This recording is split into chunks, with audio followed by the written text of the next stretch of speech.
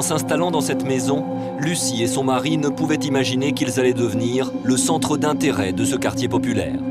En effet, dans leur maison, de curieuses taches rouges apparaissent sur les murs, sur le linge, et des bruits inquiétants retentissent jour et nuit.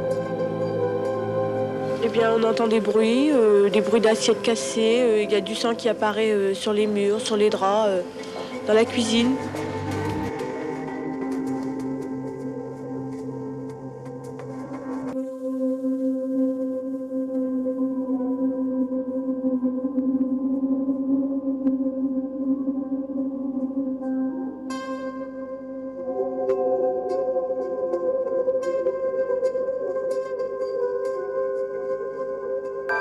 Maintenant convaincus qu'il se passe réellement quelque chose dans cette maison, les policiers décident de faire analyser les taches suspectes.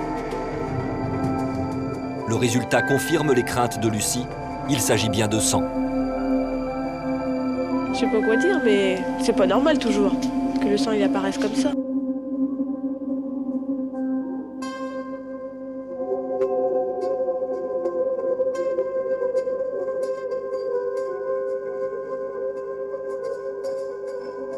On va chercher ailleurs et puis on reviendra plus ici. Il y avait des taches dans la maison.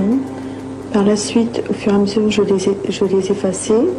Il y en a eu dans le couloir, dans la chambre, dans la salle à manger. J'entendais des bruits sourds, puis j'ai commencé à avoir peur. On entendait des bruits de vaisselle, des meubles qu'on tirait, des portes claquées, mais il n'y avait jamais rien. Et quand on se recouchait, ça recommençait. J'ai averti mes parents. Nous avons été voir la police municipale, qui ne croyait pas tellement au début. Quand ils sont venus, ils ont constaté les taches de sang.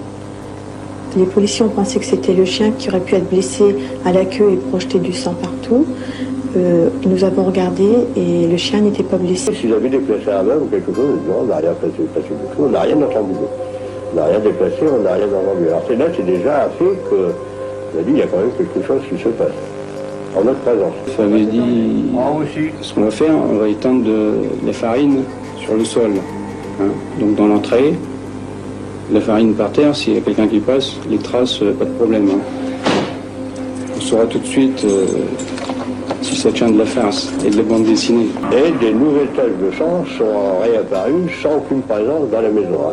Sur le sol, sur la table de la cuisine et sur le papier du couloir. Et suite à ça, nous avons prélevé des échantillons de papier sur les draps pour faire analyser le sang. Un jour, avec la police, un médium est venu nous voir.